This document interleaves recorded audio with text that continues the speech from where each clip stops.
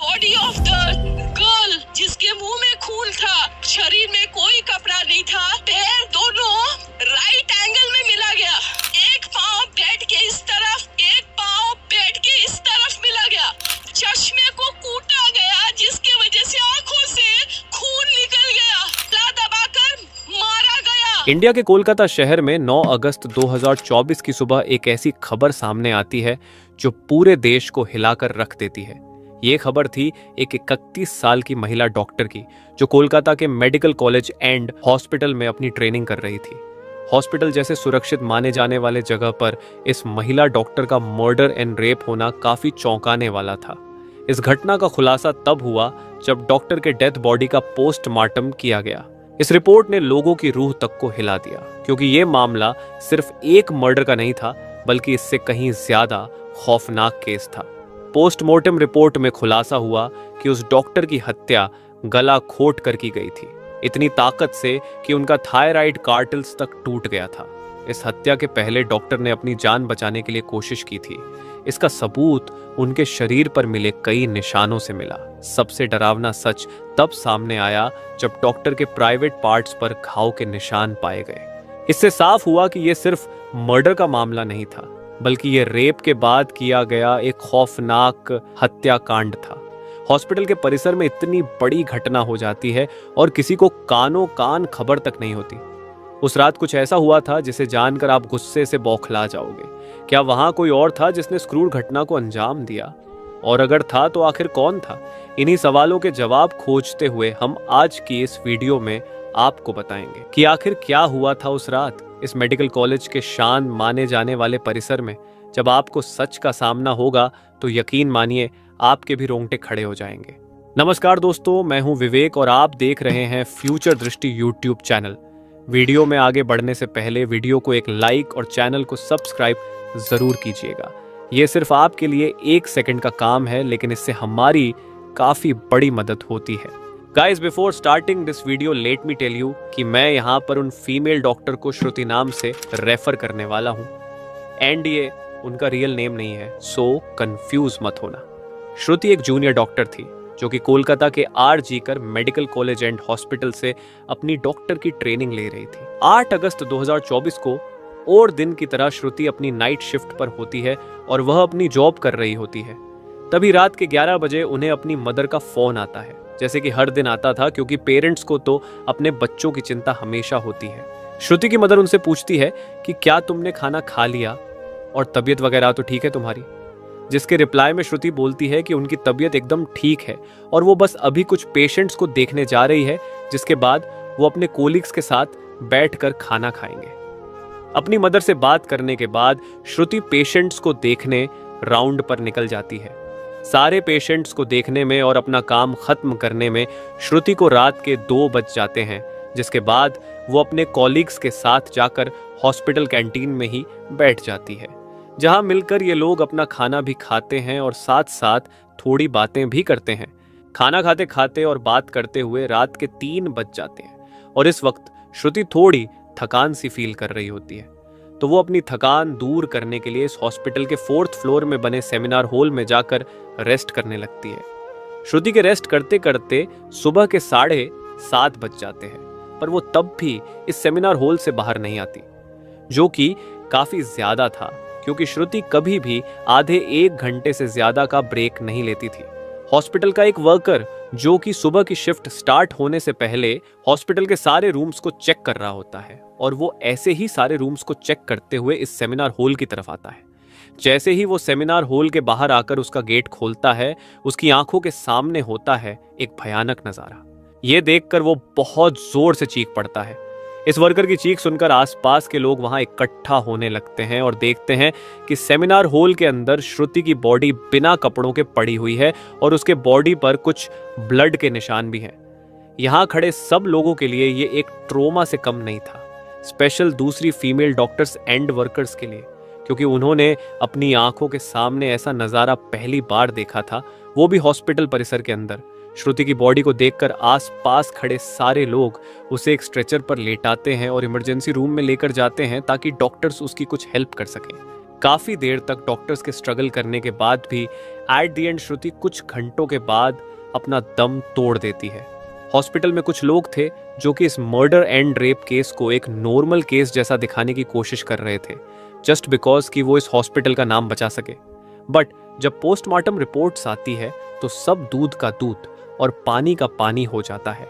इन report से साफ साफ पता चल जाता है कि श्रुति के साथ किसी ने जबरदस्ती गलत हरकत करने की कोशिश करी, और जब वो इस इंसान से अपने आप को बचाने लगी तो उसने उसका गला घोंट दिया। इवन उसे बहुत बुरी तरीके से मारा भी और फिर उसका रेप भी किया। ये सारे प्रूफ मिलने के बाद ये केस पुलिस को हैंडओवर कर दिया जाता है एंड पुलिस वाले इस क्रिमिनल को पकड़ने के लिए लग जाते हैं। सबसे पहले पुलिस उस क्राइम सीन पर ही छानबीन करती है जहां ये सब हुआ था।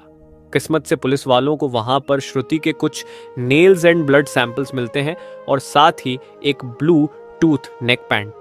ये केस शायद और भी जल्दी सॉल्व हो जाता अगर उस फ्लोर पर सीसीटीवी कैमरा होते, तो बट बदकिस्मती से सेमिनार रूम के अंदर या इसके आसपास कोई सीसीटीवी कैमरा नहीं थे। लेकिन जिस रास्ते से इस फ्लोर पर एंटर करा जाता था वहां पर कुछ सीसीटीवी कैमरा थे। पुलिस वाले इन सीसीटीवी कैमरा में सुबह के 3 बजे से 8 बजे के बीच की रिकॉर्डिंग चेक करते हैं कि इतने टाइम के बीच कितने लोग इस फ्लोर पर आए और गए थे।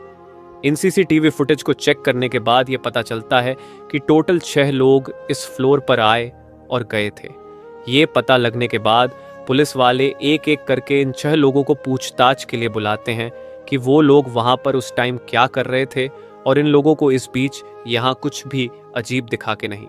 इन लोगों से पूछताछ के दौरान पुलिस वाले उनके फोन का ब्लूटूथ भी ऑन करके चेक करते हैं कि जो ब्लूटूथ हेडसेट उन्हें मिला था वह इनमें से किसका था, क्योंकि आपको पता होगा ही कि एक बार अगर आप किसी ब्लूटूथ डिवाइस से अपना फोन पेयर करते हो तो अगली बार वो उससे इजीली कनेक्ट हो जाता है। और फाइनली पुलिस वालों की ये ट्रिक काम भी आती है, क्योंकि ये ब्लूटूथ नेक बैंड इन 6 लोगों में से एक आदमी के फोन से कनेक्ट हो जाता है, जिसका नाम था संजय रॉय, जो कि एक सिविल वॉलंटियर था। सिविल वॉलंटियर वो लोग होते हैं जो कि पुलिस के अंडर काम करते हैं और उनकी हेल्प करते हैं छोटे मोटे कामों को मैनेज करने में। लाइक आपने बहुत सारे फेस्टिवल्स, अनऑथराइज्ड पार्किंग या फिर भीड़ भाड़ वाले एरिया में देखा होगा कि कुछ ब्लू कलर की यूनिफॉर्म पहनकर ऑफिसर्स खड़े रहते हैं। होता है कि विथआउट एनी रीजन कहीं पर भी ज्यादा क्राउड इकट्ठा ना हो, तो अब पुलिस वालों को अपना पहला कातिल मिल चुका था, जिसके बाद वो संजय रॉय से और गुस्से से पेश आने लगते हैं। बट संजय पुलिस वालों की किसी बात का भी जवाब नहीं दे रहा होता, क्योंकि वह काफी ज्यादा नशे की हालत में था। इस बीच पुलिस वाले संजय का फोन भी चेक करते हैं, जिसमें उन्हें भर भर के पोर्नोग्राफिक कंटेंट मिलता है, जिससे उनका शक यकीन में बदल चुका था कि संजय ही श्रुति के मर्डर का मेन कल्प्रीट है। इसके बाद पुलिस वाले संजय रॉय को और ज्यादा डराने लगते हैं एंड फाइनली वो डर कर अपना गुनाह कबूल भी कर लेता है कि उसने ही श्रुति को मारा है और उसका रेप किया है।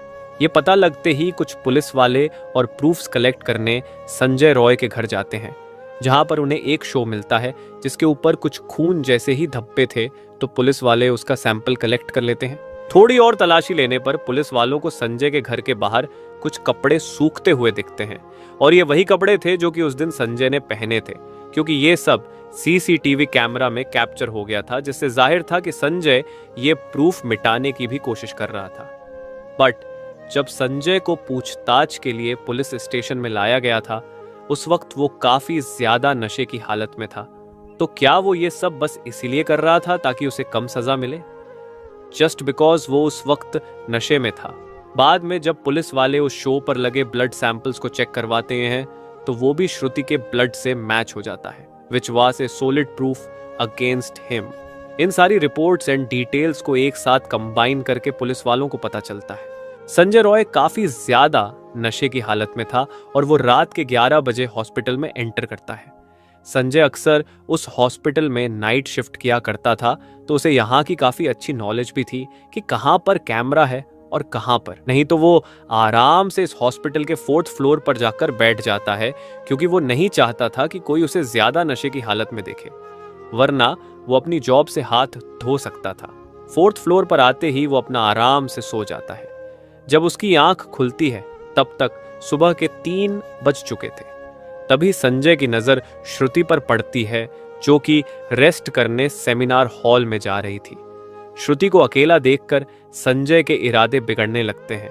वो पहले काफी देर तक इस फ्लोर के चक्कर लगाने लगता है, ये कंफर्म करने के लिए कि कोई यहाँ पर ज्यादा आ तो नहीं रहा। जब उसे लगता है कि हाँ उसका रास्ता साफ है, तो वो 4 बजे सेमिनार हॉल के अंदर एंटर करता है और फिर वहां से 4:45 पर बाहर आता है।